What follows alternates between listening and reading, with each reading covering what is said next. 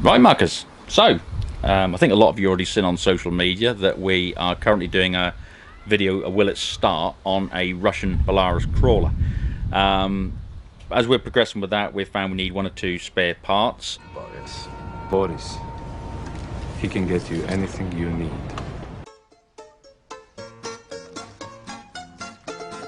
So while we're waiting for those parts to arrive from the former Soviet Union, I thought we'd have a look at this old 1943 Ford Jeep. Now, most of you will know these as the Willys Jeep. As I said, this one's built in the Ford factory. It's the Ford GPW. Brief history of this one. So it was used by the British Army, and at the end of the war, it was sold off in about 1947, where it went to a big farming estate in Hampshire, in the New Forest, on the south coast of England. And it stayed there until the mid-1980s, where a relative of the owner bought it. He was an ex-heavy goods mechanic, and he started to strip it out to rebuild it. Did the axles and the transmission, and then started on the engine. I think he had the engine board, I think, plus 20,000, as I remember. But that's as far as it got, and the project just got shelved. And yeah, that was it. Nothing more happened to it. About 10 years ago, I came along, just by chance, ended up speaking to the guy and having a deal. I bought it. Checked what the guy had done already, and as I said, the axles and transmission seem absolutely spot on. He'd done a really good job, but the engine needed, say, fully rebuilding. So got up on the bench and stripped it right down and started again, rebuilt it from top to bottom, and went right through everything. Kept it on the original 6 volts because everything's on 6 volt systems on these, but the modern version of the 6 volt batteries you can buy, they look the same as the old ones. They're just not. They just don't have the cranking power. They're just cheap shite, really. And you can either get it to crank over quick enough but not produce a spark, or vice versa, not produce it and just doesn't crank over quick enough. And then since then, 1 or 2 people have told me to get the Optima dry cell, the 6 volt dry cell battery. I'll try it, and if it goes, all well and good. If not, I'll convert it to 12 volt, and there we are, because as I said, I want to use it. But yeah, the purists will all sort of say, oh, my one runs well on 6 volts. And well, great for you, but this doesn't. So shut up, you can't get one. She's on to 12 today. She'll be on 12 just to get the power, because that's the only battery I got here. But anyway, let's have a look, see what we can do. Right, let's have a look under here. I've been under here for a few years, so yeah, yes. Well, obviously not a lot has changed, but apart from we gained some cobwebs and bits of debris and whatever. Yeah, okay. Now this is one of these aftermarket 6 volt lookalike jobbies. I've tried charging it. It is as flat as a witch's tit, and they're just junk, really. As you can see, we've a bit of a clean down, because as I said, this just hasn't been touched for a good while. That breeze is nice.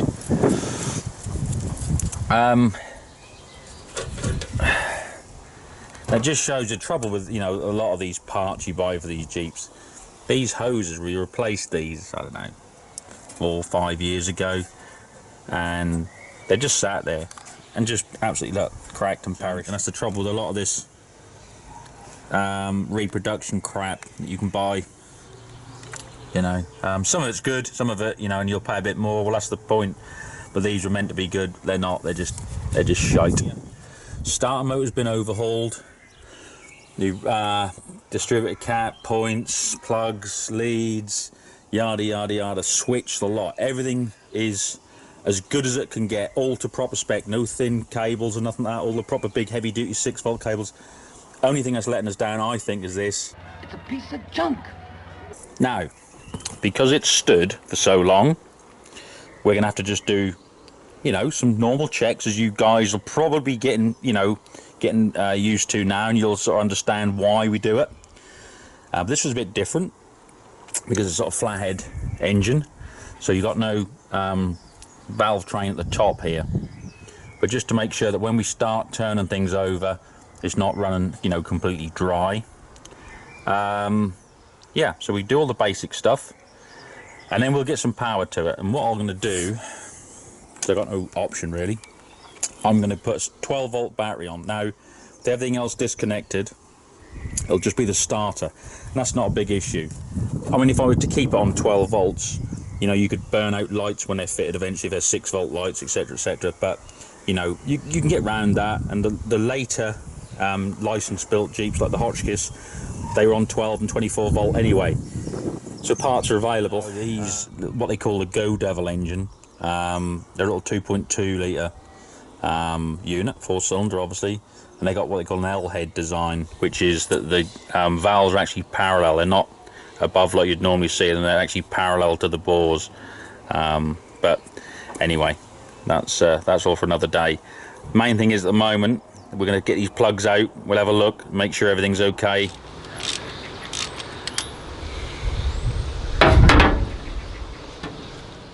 A little bit of clean around. All I'm going to do then is clean the plugs up, and we'll just turn her over, just see if it's free. Should be, but you never know. And we'll do that with the starting handle while these are out. Yeah, that's good, nice and free.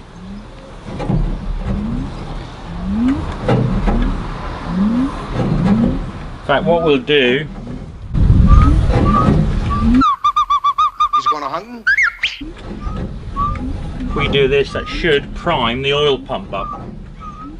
So not only is it free now, as I said, we've also hopefully got the oil starting to move around it as well, so that's always a good thing. So it's not going to, you know, if it does want to start, it's not going to start up dry.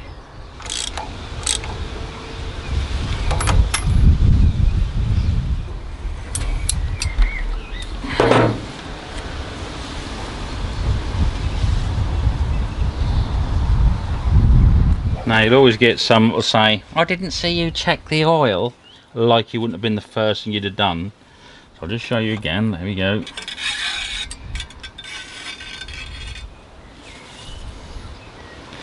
You see that? Lovely oil, that she's full. There's some coolant still in the block, and there's some in the rad, but that side has perished and there perished, so we're not going to run it very long if we can get it to go. So you know, whether or not it goes, we know there's some in there. Right, so we've got everything we want taped up and out of the way, well, as possibly can. I've got power onto there and there, so let's see if it turns over. That gear, fingers crossed.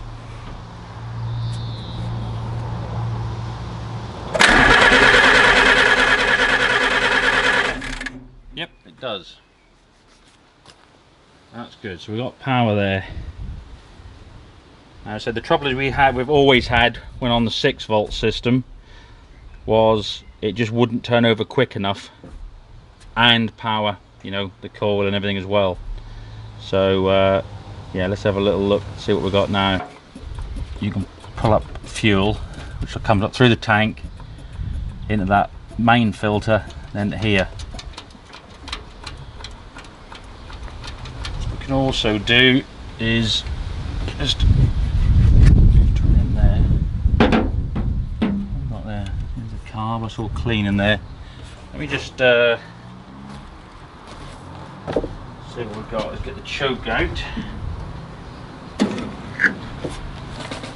Let's close the butterfly in there. That's good.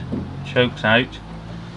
What I'm going to do is just put a little bit of fuel in there, just so we can get it just to do that. If not, then we'll check the ignition. One for me, and one for my homies.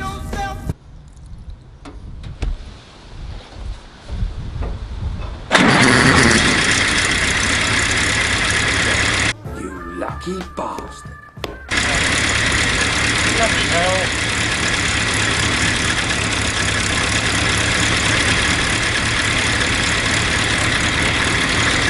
Don't run it too long. Remember, low on coolant.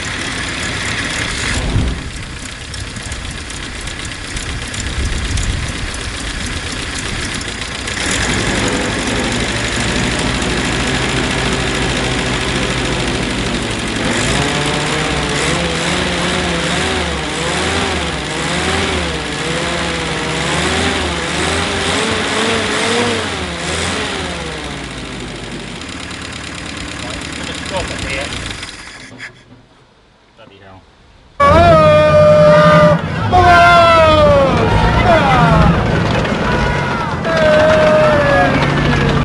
So the next stage really for me now I know it's running, is to get try one of those Optima dry cell batteries and put it in, you know, and if that works, I'll make an old style looking case for it so you wouldn't see it's a new modern type battery. But I tell you what, I have to say, you know, hands up, I am as pleased as punch with that. It's all, you know, it's great go and find something in a hedgerow, and just seeing if it, you know, you've got nothing to you know, win or lose really. If it goes, it goes. If it doesn't, it doesn't. It's just the fun of trying to get it to go and see what's left, you know, and see if it'll fire at life. And you know, so far we've been fairly lucky, but you know that to a point that when they were parked there or whatever, or just before, you know they were running at some point. This is a rebuilt engine, untried and untested. Yeah, it's good. It is good. Yeah, I'm bloody pleased with it. So next stage, to be honest with you, I was expecting a bit more buggering about than that. I was expecting us to go through the wiring system, like the distributor and that, and see if we got a spark. I didn't really expect that. I'm really pleased, don't get me wrong, but as I said, that's just how it goes. Now the other reason I want this to be on the button, be that on 6 or 12 volt, is because I want to get on with this now and finish it, and I want to use it. You know, as I said, that's why we spent so much time getting this done mechanically sound. Not too bothered about the body work. As I said, you can buy brand new tubs and all that for these if you want it to be like a show queen. I don't. As I said, I think it shows its history, and yeah, so I want to be able to use it. I will use it, and I'd like to take it off-road.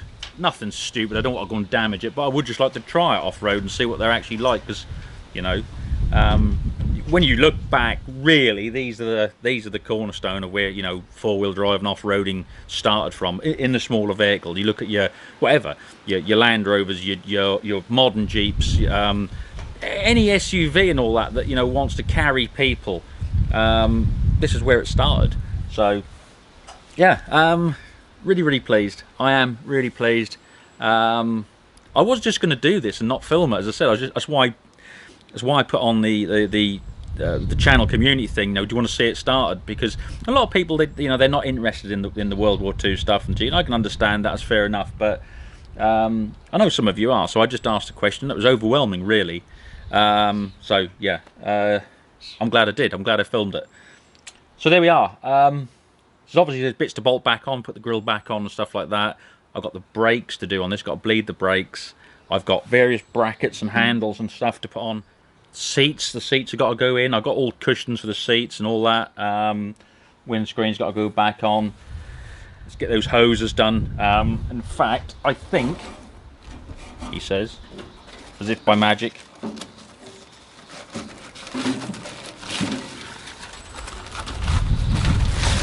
I have